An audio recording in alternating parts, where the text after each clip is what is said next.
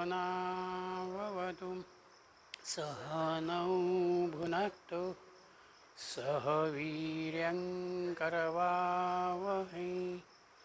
तेजस्विनावधीतमस्तु मा विद्विषावहै। ॐ शान्ति शान्ति शान्ति। हरिः ॐ श्री गुरुभ्यो नमः। कठोपनिषदाला आपण आज प्रारंभ करूया। मानवी जीवन हे मुळामध्येच विकासाच्या उत्क्रांतीच्या अनुषंगाने आहे।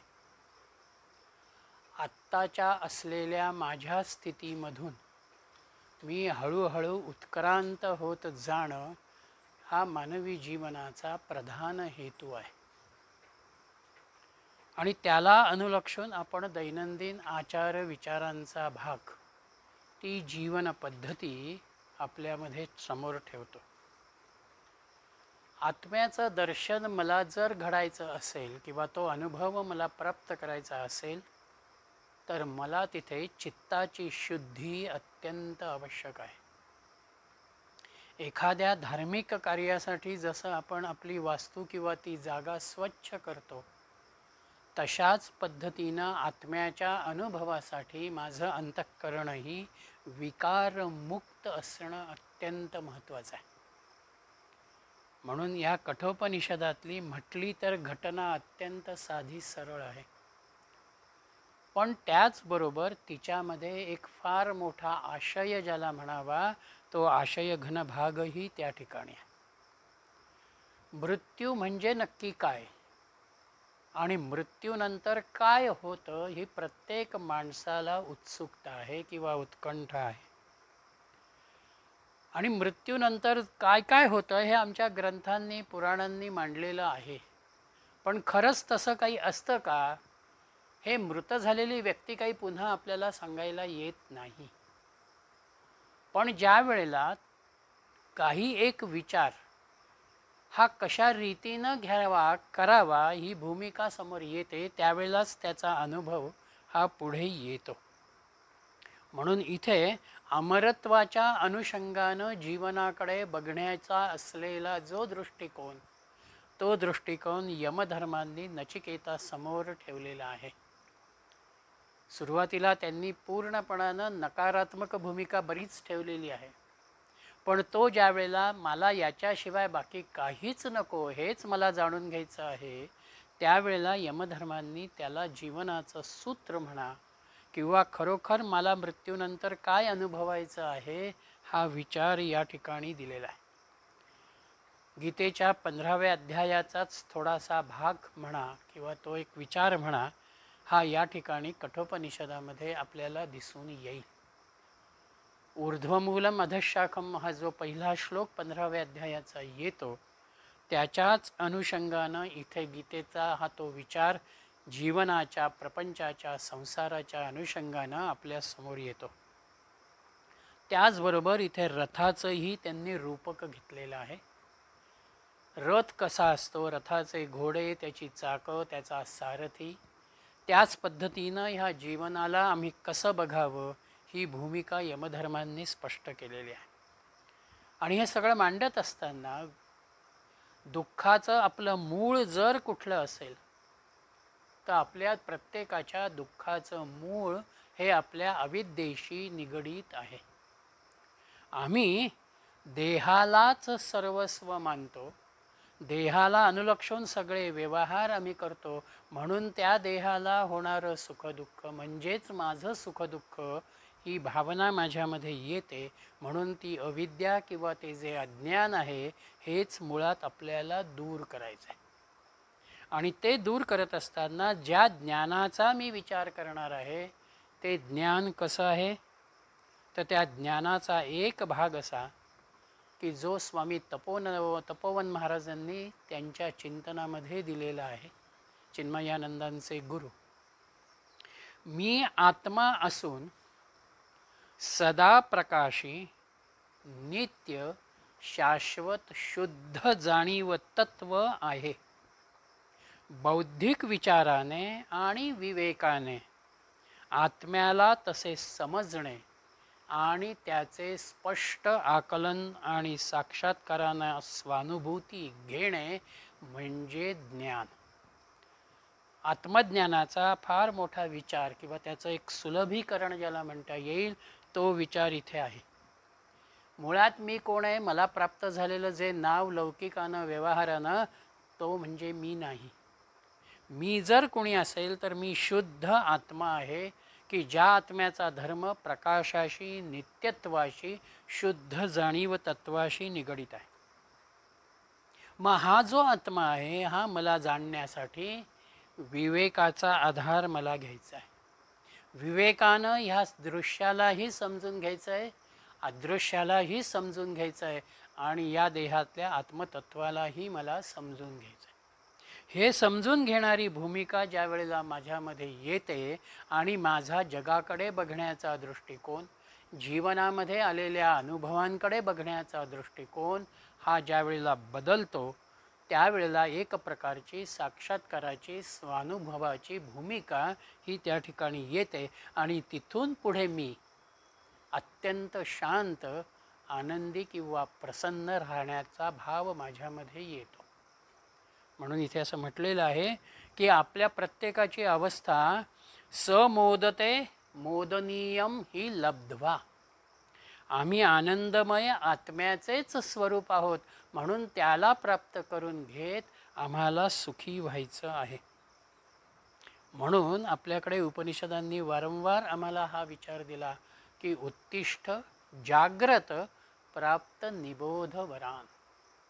तुम्ही उठा, जागे व्हा, स्वतःच्या विषयी, आत्म्याच्या विषयी, मीपणाच्या भावनेविषयी जागे व्हा आणि खऱ्या आनंदाला तुम्ही प्राप्त करून घ्या.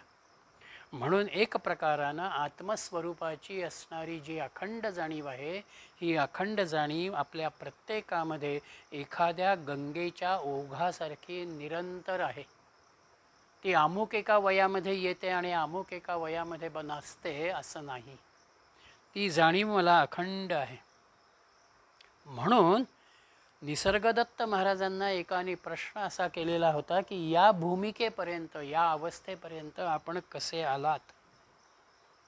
तेव्हा निसर्गदत्त महाराज म्हणाले की माझ्या गुरूंनी मला फक्त एकच वाक्य सांगितलं, तू ब्रह्म आहेस. मी त्याच एका भूमिकेवरती आत्तापर्यंत, त्यानंतर गुरुबोधानंतर राहिलो. मी ती भूमिका झालो. मी ब्रह्मच आहे, मी वेगळा नाही. म्हणून आपल्यामधल्या मूळ स्वरूपाची, आनंद स्वरूपाची, ब्रह्मस्वरूपाची जाणीव ही मला ज्या वेळेला होते त्यावेळेला आपण खऱ्या अर्थानं आनंदाकडे वळतो. म्हणून त्या मेंढ्यांच्या कळपात शिरलेला सिंहाचा छावा ती गोष्ट आपल्या परिचयाची आहे.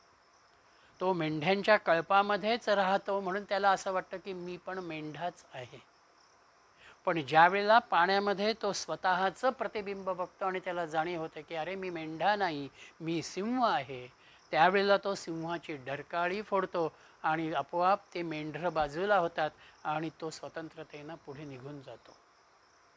आम्हाला तेच करायचं आहे. श्रवणानं आत्म्याचं उपाधियुक्त ज्ञान आपण ग्रहण करतो.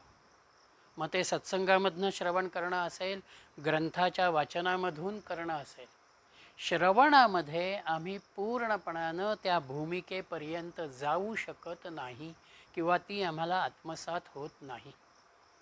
आम्हाला ते आवडतं किंवा मला खरोखर हे जाणून घ्यायचं आहे, ही जिज्ञासा तिथे येते. म्हणून श्रवणामधून मी माझं मन त्या आत्मतत्वाच्या अनुषंगानं एकाग्र करायला लागलो, शांत करायला लागलो. त्या विचारांच्या अनुषंगानं श्रद्धा माझ्यामध्ये निर्माण झाली की आपोआप मी परिपूर्ण ज्ञानाकडे येतो, त्या एका अनुभूतीकडे येतो. आणि त्या अनुभूतीसाठी आपल्याला जर खरी गरज असेल तर ती वैराग्याची गरज आहे. वैराग्य याचा अर्थ केवळ मी असलेलं सगळं सोडणं नाही किंवा आहे या ठिकाणून मी अन्यत्र कुठेतरी जाऊन एकटा बसणं म्हणजे मी वैराग्य स्वीकारलं असं नाही. वैराग्यामध्ये मी माझ्यामधल्या कामनांचा, माझ्यामधल्या संकल्पांचा पूर्णपणानं नाश करणं आहे किंवा त्याच्याविषयीचा विचार मी निर्माण न करणं आहे. नचिकेत इथे वैराग्यानं परिपूर्ण आहे. त्याला केवळ एकच जाणून घ्यायचं आहे की मी आता मृत्यूदेवासमोर आलेलो आहे, तेव्हा हा मृत्यू म्हणजे नक्की काय आहे किंवा मृत्यूनंतर माणसाचं काय होतं आहे हे एकच तो जाणतो आहे.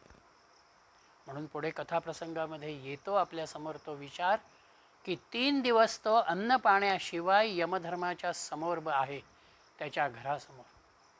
म्हणजे एक प्रकारानं मला जे प्राप्त करायचं आहे त्याच्यासाठी मला जेवढी म्हणून सहनशीलता, तितिक्षा, मुमुक्षुता माझ्यामध्ये मला निर्माण करायची आहे ती अत्यंत महत्त्वाची आहे. आणि हे मृत्यूचं तत्त्व म्हटलं तर अवघड आहे, किंबहुना ते फार सांगू नये असाही भाव यमधर्माच्या समोर आहे. म्हणून यमधर्म त्याला अनेक प्रलोभनं दाखवतात. मी तुला हे देतो, मी तुला ते देतो, पण तू हे मला विचारू नकोस. पण तो म्हणतो की मला बाकी काहीही नको आहे, मला फक्त हेच तत्त्व जाणून घ्यायचं आहे. म्हणून आपण आपल्याला आत्मतत्व जाणून घेण्याच्या अनुषंगानं, ब्रह्मभावाच्या अनुषंगानं आपली भूमिका ठाम असणं हे अत्यंत महत्त्वाचं आहे. आणि तो भाव प्राप्त करत असताना जे जे मला बाजूला करायचं आहे ते ते मला बाजूला करता आलं पाहिजे. म्हणून इथे पहिला शांतिपाठाचा मंत्र जो येतो तो ओम सहना भवतु सहनौ भुनक्तु या अनुषंगानंच येतो. आपल्या दोघांचं म्हणजेच गुरु आणि शिष्यांचं रक्षण व्हावं, दोघांनीही ज्ञानाचा उपभोग घ्यावा आणि यासाठी आपण दोघेही एकत्रित प्रयत्न करू हा भाव या संपूर्ण प्रार्थनेमध्ये आहे. आणि हे सगळं करत असताना शिष्याच्या मनात गुरूंच्या अनुषंगानं किंवा गुरूंच्याही मनात शिष्याच्या अनुषंगानं कोणताही गैरसमज नसावा, अयोग्यता नसावी आणि त्रिविध तापांची शांती व्हावी हा शांतिमंत्राचा भाग या ठिकाणी आपल्या समोर पहिल्यांदा येतो. हे उपनिषद 2 अध्याय आणि 6 वल्ली म्हणजे 6 प्रकरणं म्हणू आपण फार तर, अशा अंगानं आलेलं आहे. पहिल्या अध्यायामध्ये 3 वल्ली आणि 71 मंत्र आहेत. दुसऱ्या अध्यायामध्ये 3 वल्ली आणि 48 मंत्र आहेत. एकूण 119 मंत्रांचा हा विचार हा या ठिकाणी येतो. त्यातला काही भाग हा एखाद्या कथानकाचं स्वरूप असावं अशा स्वरूपामध्ये सुरुवातीला आपल्या समोर येतो. आणि पहिल्या अध्यायातल्या दुसऱ्या वल्लीपासनं मग पुढे यमधर्मांचं निरूपण हे त्या अनुषंगानं पुढे येत आहे. पहिला अध्यायातली प्रथम वल्ली, पहिला मंत्र, उशनः वै वाजश्रवसः सर्ववेदसं ददौ तस्य नचिकेता नाम पुत्र आस. उशना हवई म्हणजे स्वर्गाची इच्छा करणारा, वाजश्रवसः म्हणजे गौतम, त्याचं एक दुसरं नावही आहे पुढे येतं ते वाजश्रवस, यानं सर्व वेदसम ददौ यज्ञयागामध्ये आपले सर्वस्व देऊन टाकलेले होते. तस्य नचिकेता नाम पुत्रः आस, त्याला नचिकेत नावाचा पुत्र होता. वाजश्रवस एक ऋषी होऊन गेलेले आहेत आणि त्यांनी एक स्वर्गाची प्राप्ती व्हावी या अनुषंगानं एक मोठा यज्ञ त्या ठिकाणी केलेला आहे. आणि त्या यज्ञाचं स्वरूपच मुळात असं होतं, त्याला विश्वजित यज्ञ असं म्हटलेलं आहे की त्या विश्वजित यज्ञामध्ये आपलं जे जे म्हणून काही स्थावर आदी सगळं आहे ते सगळं आपण त्या ठिकाणी दानाच्या स्वरूपानं समर्पित करावं, दान द्यावं अशा स्वरूपाचा भाग आहे. म्हणून इथे उशन ह्या शब्दाचे दोन अर्थ आपल्या समोर येत आहेत. एक उशन म्हणजे कामना करणारा, इच्छा करणारा. इथे स्वर्गाची इच्छा त्याच्या समोर आहे. म्हणून जे जे काही मी यज्ञयागाधिक कर्म करतो आहे, पूजापाठाधिक भाग करतो आहे, या सगळ्यांमध्ये काही एक कामना घेऊन मी कर्म करतो आहे. म्हणजेच कर्मकांडाचा भाग हा त्याच्यामध्ये येतो आणि ते कर्म करताना माझ्या इच्छा, माझे संकल्प मी त्या ठिकाणी घेतो. आणि दुसरा भाग आहे की वाजश्रवाचा पुत्र उशन असाही एक उल्लेख भट्ट भास्कर मिश्रांनी त्यांच्या टीकेमध्ये केलेला आहे. म्हणून त्या उशनाचा मुलगा, त्याचा भाव हा नचिकेत आहे, असाही एक भाग त्याच्यामध्ये आहे.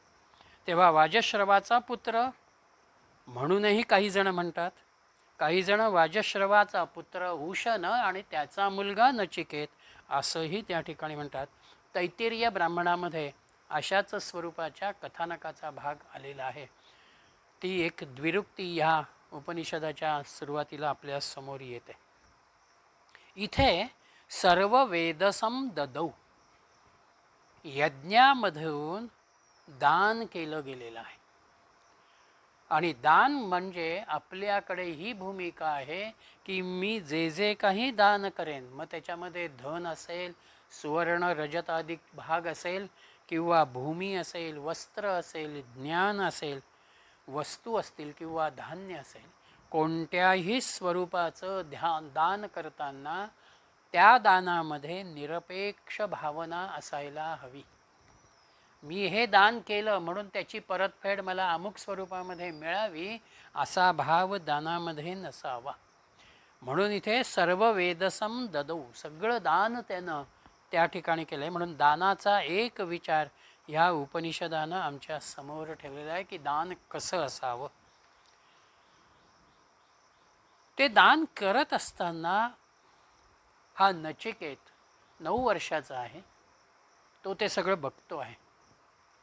म्हणून त्यांनी दुसऱ्या मंत्रामध्ये असं म्हटलं, तम ह कुमारम संतम दक्षिणासु नियमानासु श्रद्धा आविवेश सोमन्यत.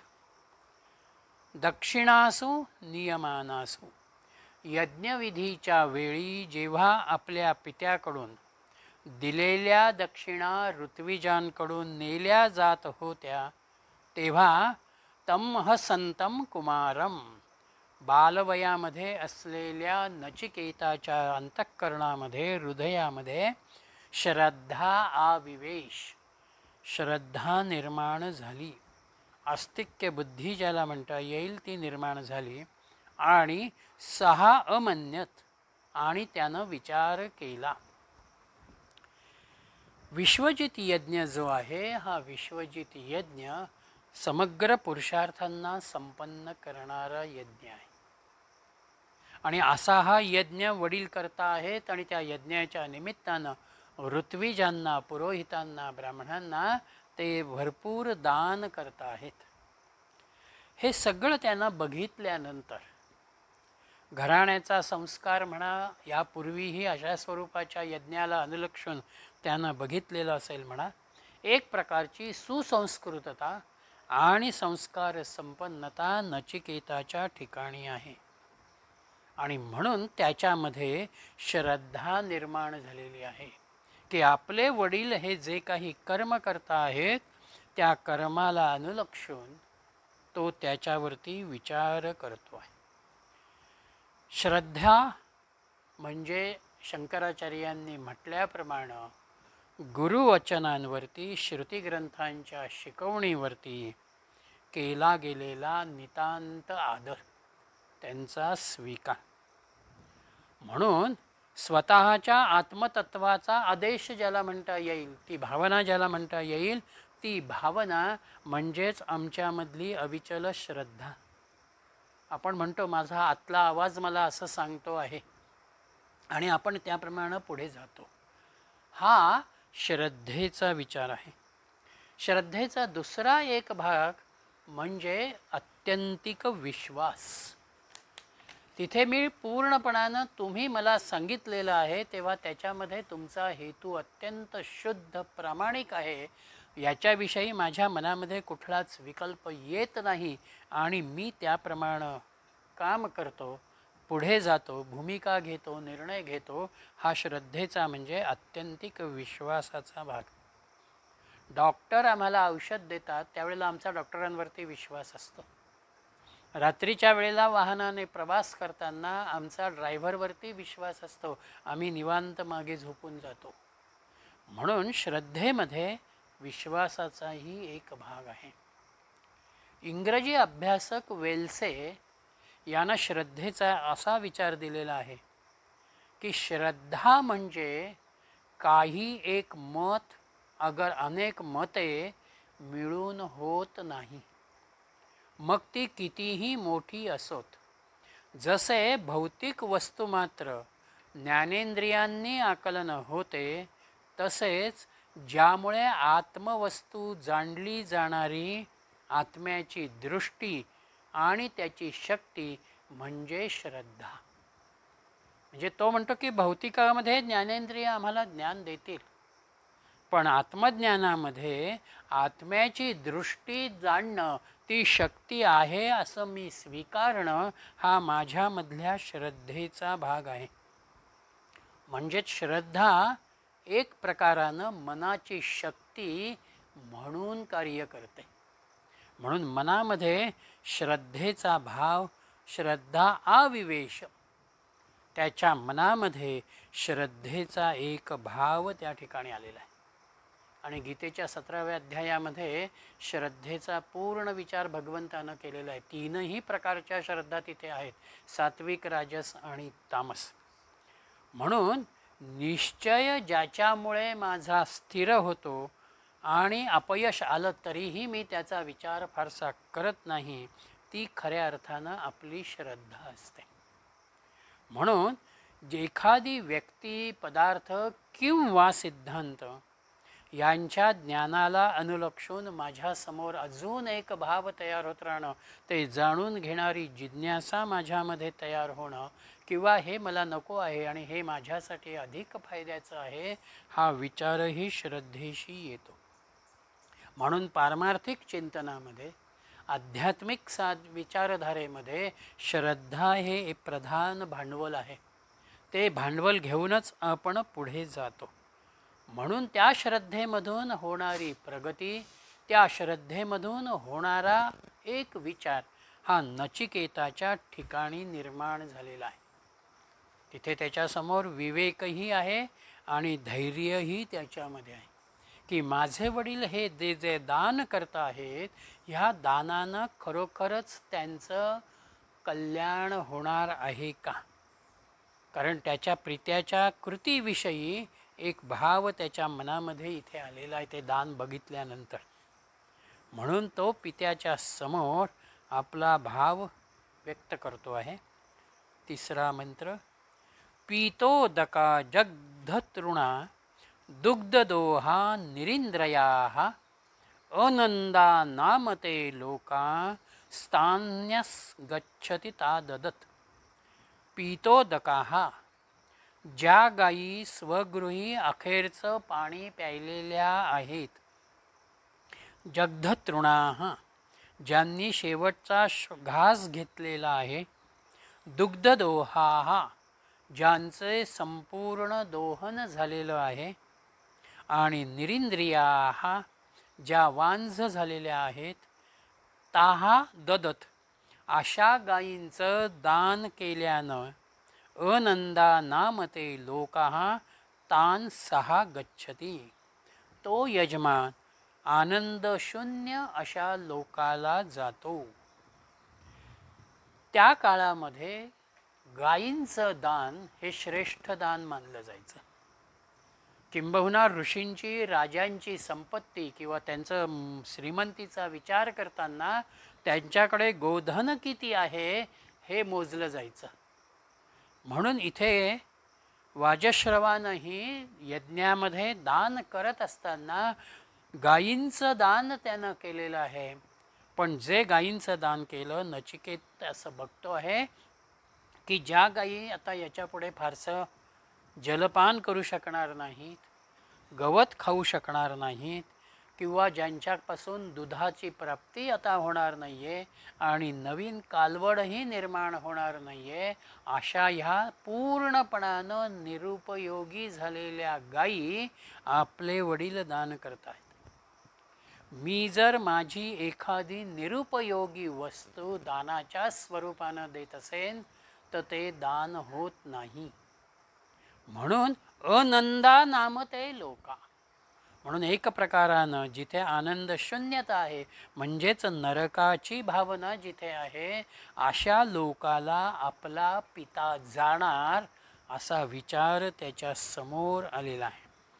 म्हणून आपण जे दान करतो ते दान अत्यंत चांगलेपणानं, चांगल्या मनानं आपण अनेक वेळेला द्यावं, तरच त्या दानाची असलेली अपेक्षित पुण्यता ही आपल्याला या ठिकाणी मिळते. आणि म्हणून पित्याला तो नंतर प्रश्न करतो आहे 4थ्या मंत्रात, स होवाच पितरम तत्कस्मै माम दास्यति द्वितीयं तृतीयं तम होवाच मृत्युत्वे त्वाम ददाम इति. तो पित्याला असं म्हणतो आहे, सहा पितरम उवाच ततः कस्मै माम दास्यति इति. तुम्ही मला कोणाला दान देणार आहात?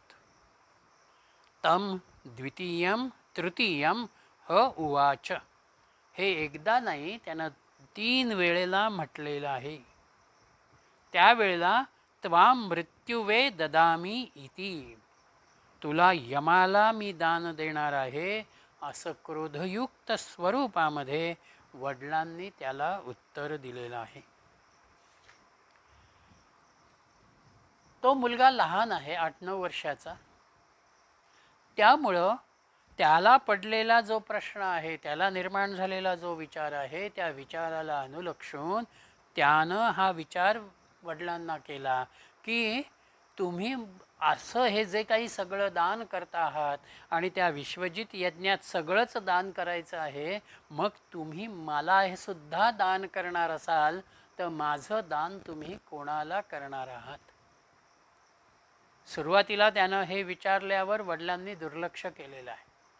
पण 3 वेळेला ज्या वेळेला तोच प्रश्न वडिलांना पुन्हा पुन्हा म्हणतो, विचारतो, तेव्हा वडील काहीसे क्रोधाविष्ट होतात आणि ते त्याला म्हणतात की मी तुला मृत्यूला दान देणार आहे किंवा दिलेलं आहे, देत आहे. एक प्रकारचे वडिलांच्या समोर असं काही घडेल अशी वडिलांनाही कल्पना नाही आहे. मूल नचिकेत अत्यंत सहजपणानं हा भाव व्यक्त करतो आहे.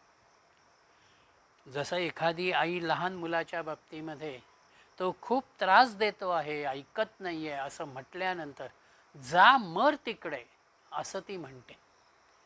तिच्या त्या अवस्थेमध्ये, त्या मानसिकतेमध्ये ती जरी असं म्हणत असली की जा मर तिकडे, तरी तिची भावना मुळात अशी नसते की आपलं मूल मरावं.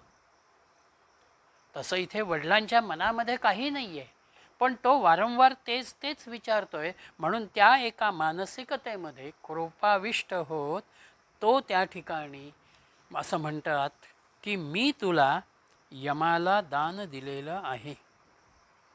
आणि मग वडिलांनी जर आपल्याला यमाला दान केलेलं असेल तर आपण आता आपलं कर्तव्य आहे वडिलांच्या आज्ञेचं पालन करणं, वडिलांच्या शब्दाचा स्वीकार करणं आणि आपण यमधर्माकडे जाणं. म्हणून 5व्या मंत्रामध्ये तो म्हणतो आहे, बहुनामेमि प्रथमो बहुनामेमि मध्यमः किं स्विद्दम अस्य कर्तव्यम यन्मया अद्य करिष्यति. बहुनाम प्रथमः एमि, अनेकांपैकी मुख्य वृत्तीनं मी यमराजाकडे जातो. बहुनाम मध्यमः एमि, अनेकांपैकी मध्यम म्हणून मी जातो. किम स्वित अस्य यमस्य कर्तव्यम. यमाचं असं कोणतं कार्य आहे की यत मया अद्य करिष्यती, जे माझ्याकडून आता ते सिद्धीला नेतील. म्हणजे मी यमाकडे गेल्यानंतर यम माझ्याकडनं असं कोणतं काम करून घेईल किंवा यमाला माझा असा कोणता उपयोग होईल की जो त्या ठिकाणी ते माझ्याकडून करून घेतील. इथे दोन भाव आलेले आहेत. बहुनामे मी प्रथमो बहुनामे मी मध्यमा. पहिला भाग जो आहे हा पित्यातनं पुत्राला केलेली आज्ञा या अनुषंगानं आहे. आणि दुसरा बहुनामे मी मध्यमा म्हणजे गुरु आज्ञेचा शिष्यानं करणारा स्वीकार, ही भूमिका त्याच्यामध्ये आहे. पिता हाही आपला गुरुच असतो, पण पुत्राच्या अनुषंगानं पिता जे जे काही सांगतो आहे किंवा पित्याला जे अपेक्षित आहे ते पुत्रानं करावं, ही भूमिका पिता पुत्राच्या नात्यामध्ये येते. आणि तोच भाव गुरु शिष्यामध्ये येतो की गुरुला जे अपेक्षित आहे ते शिष्यानं करावं. म्हणून इथे पुत्र या नात्यानं बहुनामे मी प्रथमो असं त्यानं म्हटलेलं आहे. पित्याचा पुत्र या नात्यानं मला त्यांचा विचार, त्यांची आज्ञा आता स्वीकारायला हवी आहे. आणि बहुनामे मी मध्यमा इथे शिष्याच्या अनुषंगानं तो बोलतो आहे. शिष्यांचे 3 प्रकार आहेत: उत्तम, मध्यम आणि अधम. उत्तम शिष्यामध्ये गुरुला काय अपेक्षित आहे हे गुरुनी सांगण्यापूर्वीच आपल्या लक्षामध्ये येणं आणि आपण त्याप्रमाणे सेवा करणं. मध्यम शिष्यामध्ये गुरु आज्ञा केल्यानंतर आपण त्या आज्ञेचं तंतोतंत पालन करणं. आणि अधममध्ये गुरूंनी सांगितलं तरी तिच्याकडे दुर्लक्ष करणं, ज्याला कामचुकारपणा म्हणतात, तो त्या ठिकाणी येणं, हा भाव त्या ठिकाणी. म्हणून तो म्हणतो की पहिल्यांदा मी पित्याचा पुत्र म्हणून मला त्यांचा शब्द पाळला पाहिजे, ती पितृ आज्ञा स्वीकारली पाहिजे. आणि पिता माझा गुरु आहे या भावनेनं त्यांच्या आज्ञेचंही पालन मला करायचं आहे. आणि त्याचा भाव असा आहे की मृत्यूदेवतेला माझा उपयोग काय होणार आहे. म्हणजे एक प्रकारानं इथे तो व्यापक अर्थानं विचार करतोय. माझा कोणाला कसा उपयोग होणार आहे, तो त्यानं माझ्याकडून कशा रीतीनं करावा. आणि एक प्रकारानं पिता जरी क्रोधित झालेला असला तरी इथे माझ्यावर झालेले संस्कार, मी ज्या संस्कृतीमध्ये वाढलो त्या संस्कृतीचा विचार, म्हणून मला आता मृत्यूकडे जाणं, यमधर्माकडे जाणं अत्यंत महत्त्वाचं आहे. आणि म्हणून चांगली आणि उत्तम वस्तू दान करावी अशी भावना जर माझ्या मनामध्ये असेल आणि आपला पिता भाकडगाई दान करतो म्हणून आपल्याला जर काळजी निर्माण होत असेल, तर आता उत्तम स्थितीमध्ये मी यमधर्माकडे जात त्याच्या उपयोगाला यावं, हा भाव त्याच्याकडे आहे. आणि म्हणून त्याचा विचार असा आहे की आपण यमधर्माकडे निघावं, त्याच्याकडे जाऊन त्याला विचारावं की तुला माझा उपयोग काय आहे. म्हणून एक प्रकारानं इथे हा 5वा मंत्र आणि पुढे येणारा 6वा मंत्र, मॅक्स मुलरनं असं म्हटलेलं आहे की या दोनही मंत्रांमधून नचिकेतानं जीवनाच्या क्षणभंगुरतेकडे आम्हाला लक्ष वेधायला सांगितलेलं आहे. जीवनाची क्षणभंगुरता ही प्रत्येकाच्या समोर आहे. कोणीही असा नाही आहे की जो एकदा देह प्राप्त करून या ठिकाणी आला तो तशाच स्थितीमध्ये कायम राहिला. म्हणजे यमाकडे जाणं प्रत्येकालाच अनिवार्य आहे. ते जात असताना मी जर माझ्या सजग बुद्धीनं त्याच्याकडे गेलो तर कदाचित तो यमधर्म मला त्या ठिकाणी अधिक चांगल्या रीतीनं स्वीकारेल किंवा त्याचं जीवन मला त्या ठिकाणी कळेल. म्हणून 6व्या मंत्रामध्ये त्यानं असं म्हटलेलं आहे, अनुपश्य यथा पूर्वे प्रतिपश्य तथा परे सस्यमिव मर्त्याः पच्यते सस्यमिवा अजायते पुनः. पूर्वे यथा अतिक्रांताः अनुपश्य. आपल्या पूर्वजांनी कसं वर्तन केलेलं आहे ते आपण आठवावं. तथा वर्तन्ते तान अपरे प्रतिपश्य. त्याचप्रमाणे वर्तमानकालीन कसे आचरण करतात ते सुद्धा बघावं. मर्त्याः सत्स्यम इव मर्त्याः पच्यन्ते. मर्त्य मानव शेतातील धान्याप्रमाणे नाश पावतो. सस्यम इव पुन्हा आजायते. आणि धान्याप्रमाणेच तो पुन्हा जन्माला येतो. जीवनामधल्या निर्णायक भूमिकेकडे जाताना आपल्यामध्ये काय असावं हे सूत्र इथे नचिकेत आमच्या समोर ठेवतो आहे. वडिलांनी मला मृत्यूला दान केलेलं आहे आणि आता मला मृत्यूसमोर जायचं आहे. तेव्हा वडिलांच्या या निर्णयाला, वडिलांच्या या आज्ञेला मी कशा रीतीनं बघावं हा भाव नचिकेताच्या समोर आहे. आणि दुसरा एक विचार या उपनिषदानं आमच्या समोर मांडला तो म्हणजे पुनर्जन्म.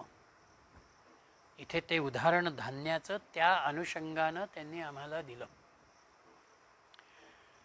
मला प्राप्त होणारं जे जीवन आहे हे जीवन माझ्या गतकर्माचा परिणाम आहे. म्हणून कोणताही निर्णय घेताना आपण काय करतो, अरे यापूर्वी असा निर्णय घेताना जर कोणी काही उदाहरण आपल्या समोर असेल तर त्यानं कसा निर्णय घेतला किंवा त्याची भूमिका काय होती ते आपण समजून घेतो. आणि आत्ताच्या परिस्थितीमध्ये हा निर्णय घेताना मला काय अनुभवाला येऊ शकतं हेही आपण बघतो. तसं इथे मृत्यूच्या अनुषंगानं वर्तमान जीवन माझं जे काही आत्ताचं आहे ते भूतकाळातून आलेलं आहे आणि त्याचबरोबर भविष्यकाळाशीही ते पुढे कर्मातून जोडलं जाणार आहे. म्हणून वर्तमान जीवन म्हणजेच आत्म्याचं जीवन जे आहे हे मला शाश्वततेच्या अनुषंगानं बघता आलं पाहिजे. मी शाश्वताचा विचार वर्तमान जीवनामध्ये करायला शिकलं पाहिजे. ते का शिकायचं तर धान्याचा दृष्टांत त्यांनी दिला. आम्ही धान्य पेरतो त्याप्रमाणे ते निर्माण होतं. त्या धान्याचा आपण उपयोग करतो म्हणजे ते नाश पावतं आणि पुन्हा ते धान्य तिथून नव्यानं निर्माण होतं. कांदा सडला, गहू भिजला म्हणजे एक प्रकारानं निर्मितीही झाली आणि त्याचं पुन्हा वेगळं रूपांतरही झालं. व्यक्ती जीवन म्हणा, व्यष्टी जीवन म्हणा हे नेहमीच क्षणभंगूर आहे, ते नित्य नाही. म्हणून धर्म आणि अधर्म, योग्य आणि अयोग्य यांचा विवेकी विचार हा माझ्या व्यष्टी जीवनामध्ये माझ्या समोर नित्य असायला हवा. आणि तो करताना मी काय करायला हवं आहे, दोन भाव माझ्या समोर येतील. अनुपश्य यथा पूर्वे म्हणजे आजपर्यंत माझे वाडवडील कसे वागलेले आहेत, त्यांनी काय जीवन प्रणाली ठेवली, त्यांनी काय जीवनाचा विचार केला हे आम्ही समजून घेतो. आणि दुसरं प्रतिपश्य तथा परे, आमचं आत्ताचं आज कसं आचरण होतं आहे हेही मला बघायचं आहे. म्हणजे एका बाजूला वाडवडिलांचे संस्कार, त्यांची शिकवण घेत मी पुढे जायचं आणि आत्ताच्याही परिस्थितीतलं माझं आचरण त्या विचारांना अनुलक्षून अधिक चांगलं कसं होईल हेही मला बघायचं आहे. म्हणून साधक म्हणून जर माझ्या भूमिकेमध्ये मला यायचं असेल तर नचिकेताचा विचार हा माझ्यासाठी साधक म्हणून एक प्रकारानं सदाचार आणि नैतिकता यांच्याशी मला तो निगडीत करायचा. माझ्या जीवनामध्ये मला ते एक प्रकारानं आव्हान आहे की मी हे अधिक चांगलं कसं जीवन जगेन. आणि जिथे शांत वृत्ती, विवेकी वृत्ती यांचा विचार करत मला निर्णय घेताना जर अवघड वाटत असेल तर मी दोन्हीचा समन्वय साधावा. पूर्वानुभव काय आहे आणि वर्तमान काय आहे यांचा समन्वय आपल्याला इथे निर्माण करायचा आहे. आणि म्हणून पुन्हा जन्म तर मला आहेच, कधीतरी मला यमधर्माकडे जायचंच आहे. आता वडील मला यमधर्माला दान केलेलं आहे, तेव्हा मी त्या यमधर्माकडे जावं हा विचार करून हा मुलगा यमधर्माकडे निघालेला आहे. आणि यमधर्माकडे तो येतो. म्हणून 7व्या मंत्रामध्ये त्यांनी असं म्हटलं, वैश्वानराः प्रविशत तिथिर्ब्राह्मणो गृहान् तस्यैतां शांतिं कुर्वन्ति हरवैवस्वतोदकम्. वैश्वानराः ब्राह्मणाः अतिथिः इव गृहान् प्रविशति. ब्राह्मण अतिथी हा जणू अग्नी म्हणूनच आपल्या घरात प्रवेश करतो. तस्य एताम अर्घ्यपाददान लक्षणानाम. म्हणून त्याची शांती करणं म्हणजेच त्याचा आदर सन्मान करणं आहे. म्हणून वैवस्वत उदकम हर, हे वैवस्वता पाणी आण. इथे हा नचिकेत वडिलांच्याकडनं निघतो आणि यमधर्माकडे येतो. आणि यमधर्माकडे आल्यानंतर त्याला असं समजतं किंवा लक्षामध्ये येतं की यमधर्म तिथे नाहीत. म्हणून तो यमधर्म येण्याची वाट पाहत 3 दिवस तिथे तसाच त्याच्या घरासमोर उभा आहे. त्याने अन्नही ग्रहण केलेलं नाही आणि त्यांनी पाणीही ग्रहण केलेलं नाही.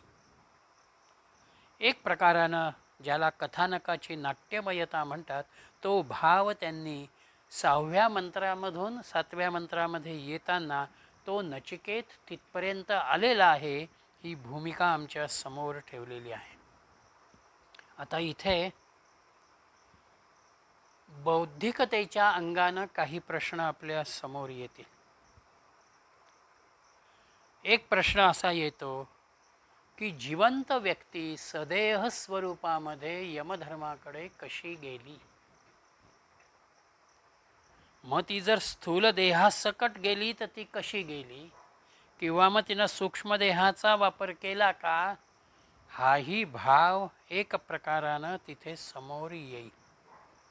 आणि दुसरं असं की यमधर्म नव्हता हे मान्य, पण यमधर्माचे घरचे कोणीतरी तर घरामध्ये असतील, त्यांनी त्याची दखल का घेतली नाही. चिन्मयानंद असं म्हणतात की आम्हाला इथे तत्वचिंतन बघायचं आहे. तो काय तत्वाच्या भूमिकेतून यमाकडे जातो आहे आणि यमधर्म त्याला पुढे काय तत्वचिंतन देतो आहे हे आमच्यासाठी मौल्यवान आहे. म्हणून केवळ बौद्धिकतेच्या अंगानं तो कोणत्या देहस्वरूपात गेला हा विचार करण्याचं फारसं कारण नाही. विद्यानंदांचा मुद्दा असा आहे की तो सूक्ष्म देहानं तिथे गेलेला आहे आणि मग त्या सूक्ष्म देहानं जात असताना त्याला काही कालावधी लागलेला असेल हा विचार विद्यानंदांचा आहे. तेव्हा इथे एखादी उपमा देताना किंवा एखादा विचार देताना त्याचा आपण शब्दशः अर्थ घेत नाही, त्यातला भाव आपण लक्षामध्ये घेतो. एखाद्या व्यक्तीला जर मी चंद्राची उपमा देतो असं म्हटलं तर त्याचा चेहरा काही चंद्रासारखा अर्धवर्तुळाकार होत नाही, किंवा चंद्रावरती डाग आहे तसं त्याच्या चेहऱ्यावर डाग आहे का हाही प्रश्न तिथे येत नाही. मी चंद्राच्या अनुषंगानं असलेल्या गुणधर्मांचा विचार हा त्या व्यक्तिमत्वामध्ये बघतो. तसा हा यमधर्माकडे गेलेला आहे हा विचार या ठिकाणी आहे. 3 दिवस तो अन्न पाण्याशिवाय थांबतो.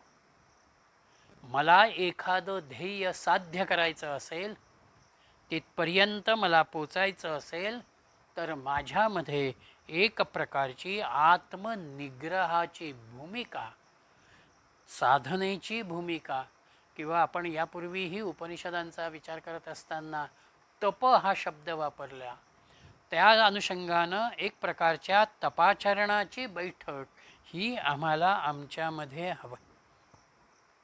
आणि म्हणून हा 3 दिवस तसाच आहे.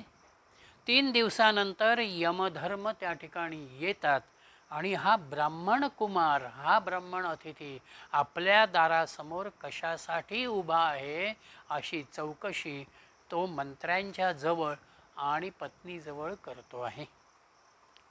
आणि ती केल्यानंतर आणि त्याला माहिती मिळाल्यानंतर एक प्रकारची अपराधीपणाची भावना यमधर्मामध्ये निर्माण होते. कारण आपल्याकडे आलेला अतिथी हा ब्रह्मस्वरूप, नारायण स्वरूप असतो. म्हणून इथे ब्राह्मण शब्द जरी वापरलेला असला तरी केवळ वर्णाच्या अनुषंगानं ब्राह्मण एवढा भाव इथे नाही. तर जो ब्रह्माचा अनुभव घेतो आहे, ब्रह्म जाणण्याचा प्रयत्न करतो आहे, असा ब्रह्मस्वरूपाचा भाव असलेला, नारायण स्वरूप असलेली व्यक्ती ही आपल्या दारामध्ये अतिथीच्या स्वरूपामध्ये येते. त्यावेळेला ती अग्निस्वरूप असते. म्हणून वैश्वानर हा शब्द वापरलेला आहे.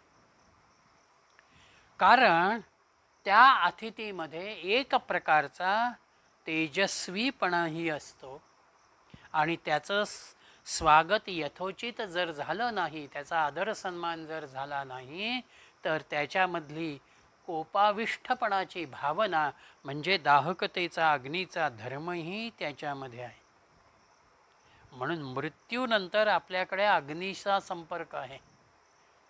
देहालाही आम्ही अग्नी देतो. किंबहुना काही 13-14व्याच्या विधीमध्ये सुद्धा अग्नीचा काही एक भाग त्या ठिकाणी निर्माण होतो. म्हणजे सगळ्या मानवाच्या दृष्टीनं मृत्यूनंतरही अग्नीचं अस्तित्व, त्याचं पूजन हे त्या ठिकाणी आहे. म्हणून अतिथी पूजनामध्ये तो अतिथी ईश्वर स्वरूप आहे, तो शुचिर्भूत आहे, तो सदाचरणी आहे, तो सुसंस्कृत आहे, या भावानं त्याच्याकडे बघावं हा भाव या ठिकाणी आहे. 3 दिवस तो थांबला याचा अर्थ असा की व्यक्तीच्या असलेल्या 3 अवस्था, जागृती, स्वप्न आणि सुषुप्ती, याच्या पलीकडे गेल्यानंतर तुर्येचा अनुभव आहे. यमधर्मानं केलेलं ज्ञान हे पुढचं ज्ञान आहे. जोपर्यंत आम्ही या 3 अवस्थांशी निगडित आहोत तोपर्यंत आम्ही इथेच आहोत, देहाच्या भावनेतून आम्ही बघणारे आहोत. दुसरा भाव म्हणजे आमच्यामधल्या 3 गुणांची शुद्धी, सत्व रज तमाची, तमातून सत्व रजामध्ये, रजातून सत्वामध्ये, आणि ते सत्वही शुद्ध होणं हा 3 दिवसाशी निगडीत असलेला भाग आहे. म्हणून काही सत्पुरुषांच्या बाबतीमध्ये, आता हल्ली काळ बदललेला आहे, माणसांच्या जवळ वेळही तेवढा नाही, म्हणून आम्ही जातो, सत्पुरुषाच्या तिथे अनुग्रह घेतो आणि परत येतो. पण काही सत्पुरुषांची कार्यपद्धती अशी असते की तुम्हाला जर अनुग्रह हवा असेल, तुम्ही 3 दिवस आधी इथे थांबा, मग 4थ्या दिवशी ते अनुग्रह देतात आणि परत 3 दिवस थांबा, म्हणजे दिलेला अनुग्रह, दिलेली साधना ही तुमच्यामध्ये स्थिर होईल, मग तुम्ही तुमच्या प्रपंच जीवनाकडे वळा. म्हणून 3 दिवसांचा हा एक भाव याच्यामधून वेगळेपणानं किंवा विचारांच्या पातळीवरती बघता येतो. म्हणून गृहस्थ जीवन, यमाचं जीवन हे गृहस्थ जीवन आहे, त्याच्यासाठी अतिथी धर्म श्रेष्ठ आहे. आणि म्हणून त्यानं आपल्या सेवकांकडनं, मंत्र्यांच्याकडनं उदक मागवलेलं आहे. पाणी मागवल्यामध्ये दोन भाग आहेत.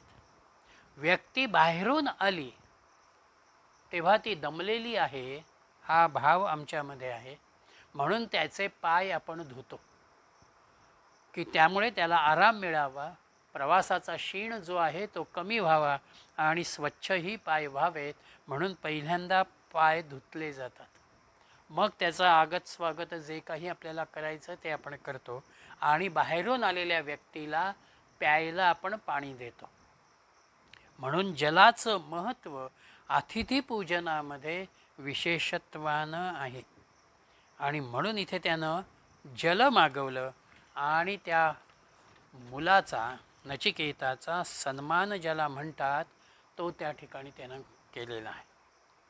आणि त्यानंतर तो म्हणतो आहे 8व्या मंत्रात, आशा प्रतीक्षे संगतान सुनृतांच इष्टापूर्ते पुत्रपशंश्च सर्वान् एतत् वृङ्क्ते पुरुषास्य अल्पमेधसो यस्यान्नश्नन् वसति ब्राह्मणो गृहे. आशा प्रतीक्षे, ज्ञात आणि अज्ञात वस्तूंच्या अनुषंगानं असलेल्या आपल्या ज्या काही आशा आकांक्षा आहेत, संगताम सुनृतांच, त्यांच्या संयोगानं प्राप्त होणारं जे फल आणि प्रियवाणीनं मिळणारं जे फल आहे, इष्टापुरते पुत्रपशंश्च सर्वान, इष्टापुरते म्हणजे यज्ञयागादिक कर्मांचं असलेलं फल, पुत्रपशंश्च पुत्र आणि पशुधन, एतत् वृङ्क्ते पुरुषस्य अल्पमेधसो, अल्पबुद्धी गृहस्थाच्या ठिकाणी जर अतिथीचा सन्मान झाला नाही, यस्यान्नश्नन् वसति ब्राह्मणो गृहे, जर ब्राह्मणाचा अतिथीचा सन्मान झाला नाही तर अशा गृहस्थाला अल्पबुद्धी प्राप्त होते, त्याच्या आजवरच्या यज्ञयागादिक कर्मांचं फल जे आहे तेही कमी होतं आणि पुत्रपशूंचा नाशही होतो. सर्वान एतत् वृङ्क्ते, या सगळ्यांचा नाश होतो. वृङ्क्ते म्हणजे वृंग धातू, ज्याचा कळविणे, गुंडाळणे किंवा फिरवणे असा अर्थ त्या ठिकाणी आहे. एक प्रकारानं आपलं सगळं गुंडाळलं जाणं, आपलं सगळं कमी होणं, हा भाव पुण्याच्या अनुषंगानं या ठिकाणी येतो. जर आपण आलेल्या अतिथीचा सन्मान केला नाही तर त्या ठिकाणी काय काय घडणार आहे? आशा प्रतीक्षे, आशेमध्ये स्वर्गादी फळांची आपल्यामध्ये असलेली कामना, मला काय काय मिळावं हा भाग त्या ठिकाणी येतो. आणि प्रतीक्षे म्हणजे भौतिक संपत्ती, परिवाराच्या अनुषंगानं असलेली नातीगोती, हा भाव त्या ठिकाणी येतो. आणि अल्पमेधसा म्हणजे आपली बुद्धी, जी बुद्धी अल्प होणं, ती कमी होणं, हा भाव आपल्यामध्ये अतिथीपूजनाकडे दुर्लक्ष केल्यानंतर आपल्याला अनुभवाला येतो. म्हणून जीवनाचे हे 3 स्तर नित्य आपल्या समोर आहेत. पहिल्या स्तरामध्ये माझी असलेलं घरदार, पैसाडका, नातीगोती, माझा असलेला परिवार, संतती, हा सगळा भाग एका स्तरावरती येतो. दुसरा स्तर माझ्या जीवनामधला मानमरातबाचा, सामाजिक अंगानं येणाऱ्या मोठेपणाचा, अधिकाराचा येतो. आणि तिसरा भाग म्हणजे ईश्वर सन्मुखता किंवा आध्यात्मिक उन्नती. एकातून मी पुढे जात जात आध्यात्मिक उन्नती मी साधावी, हा भाव या जीवनाच्या अनुषंगानं आपल्यासमोर आहे. मी जर अशा रीतीनं अतिथीपूजनाचा भाव स्वीकारला नाही तर या तिघांचंही अधःपतन होतं. आणि इथे तर नचिकेत 3 दिवस त्या ठिकाणी तसाच आहे अतिथीपूजनाशिवाय. म्हणून यमाला एक प्रकारानं एक चुकलं आहे, आपल्याकडून फार मोठा अपराध घडलेला आहे, ही भावना त्याच्या मनामध्ये त्या ठिकाणी आलेली आहे. आणि म्हणून तो नचिकेताला 9व्या मंत्रामध्ये असं म्हणतो आहे, तिस्रो रात्रिर्यद्वात्सै गृहे मे अनश्नन् ब्रह्मन् अतिथिर्नमस्याः नमस्तेस्तु ब्रह्मन् स्वस्ति मे अस्तु तस्मान् प्रति त्रीन्वरान् वृणीष्व.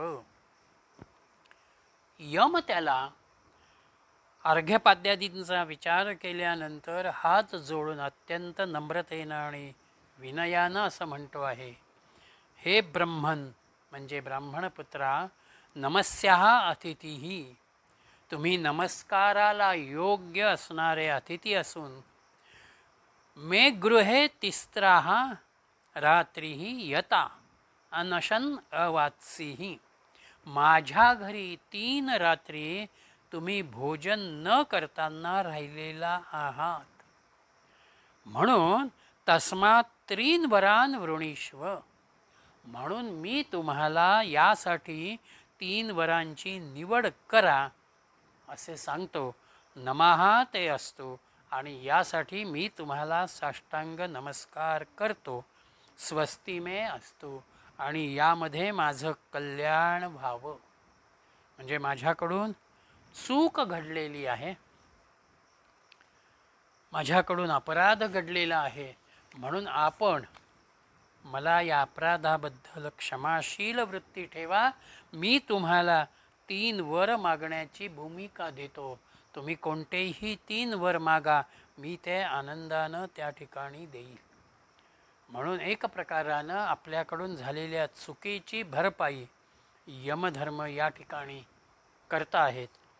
आणि यमानं 3 वर सांगितल्यानंतर नचिकेतही पुढे ते वर मागतो आहे. 10व्या मंत्रापासून नचिकेतानं ते वर मागितलेले आहेत.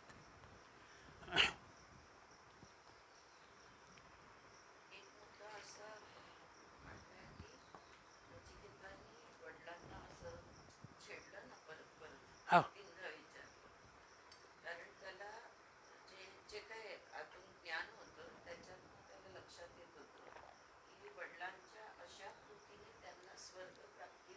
नाहीये म्हणून तो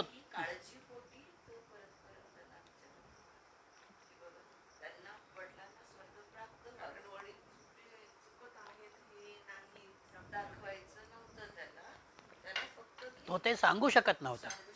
आपण लहान असल्याकारणानं वडिलांना त्यांची चूक सांगणं हे योग्य नाहीये, हे भाव त्याच्या काळजी होती.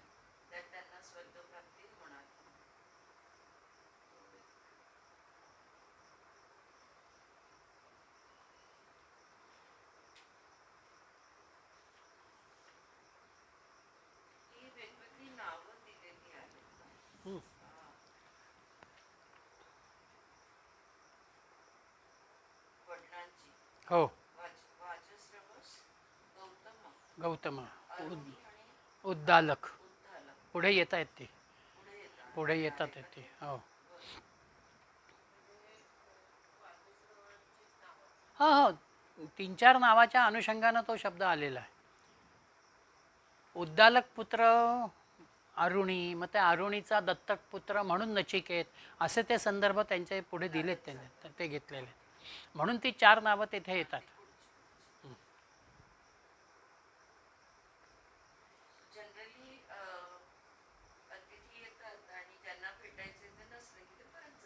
हो, त्यामुळे यमाच्या घरच्यांनी अपेक्षा केली नाही की बाबा हा परत गेलेला नसेल आणि तो तसाच उभा राहिला आणि लक्ष दिलं नाही, तर तसंच 3 दिवस उभा राहिला. आणि वडिलांची आज्ञा ते त्याला फॉलो करायची.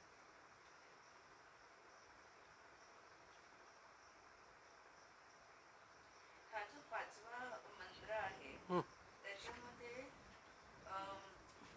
वडील जेव्हा सांगतात की तुला मी यमाला देऊन टाकतो 4थ्या मंत्रामध्ये, आणि म्हणून तो नचिकेत हो. आणि 5व्या ह्याच्यामध्ये तो विचार करतो की हे जे शिष्याचे 3 प्रकार दिलेले आहेत हो. त्याच्यामध्ये इथे 2 विचार मांडले आहेत.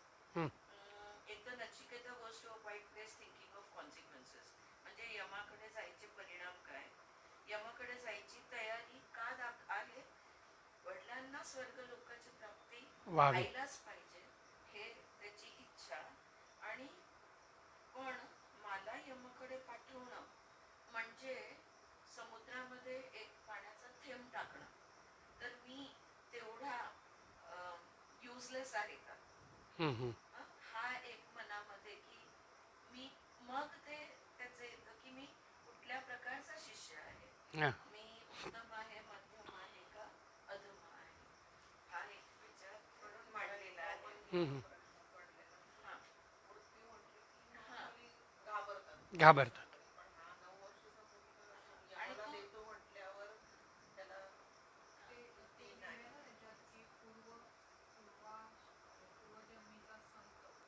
हं. हां, त्यांनी विद्यानंदांनी योगभ्रष्ट म्हटलेलं आहे तिथे. पण तो नचिकेत दुखी होतो या विचारांनी की मी यमाच्या काहीतरी कामी येणार का. हो, तो प्रश्न आहे त्याच्यामध्ये. तो प्रश्न आहे. त्याच्या मनामध्ये ती भावना आहे. भावना आहे की मी त्याच्या काहीच कामी नाही आलो तर काय होणार, आणि म्हणून तो तिथे थांबलेलं आहे.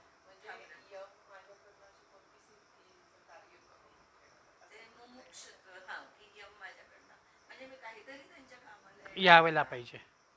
आणि तो यम नाही, आणि 3 दिवस तो तिथे थांबतो जिद्दीने.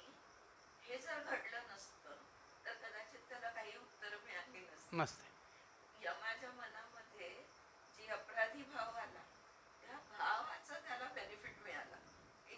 ओके, आता तुला काय हवंय सांग हो. बाबा, माझं चुकलंय, I have to pay back. त्याची भावना यमाची मुळात पहिल्यांदा अशी आहे की अरे हा तर लहान मुलगा आहे, हा. हा मागून मागून माझ्याकडे काय मागणार. पण अपराधी भाव जर नसलं असतं, हो. यम तिकडे असले असते तर त्यांनी तसाच त्याला परत जा म्हणून हां, मग ते सांगितलं. भेटले असते, मग काय घडलं असं सांगतात. भावामुळे त्याला 3 वर मिळतायत. कसं छान स्टोरीज फार चांगली घेतली. बनवतात ना की एव्हरीथिंग, छोटे छोटे भाव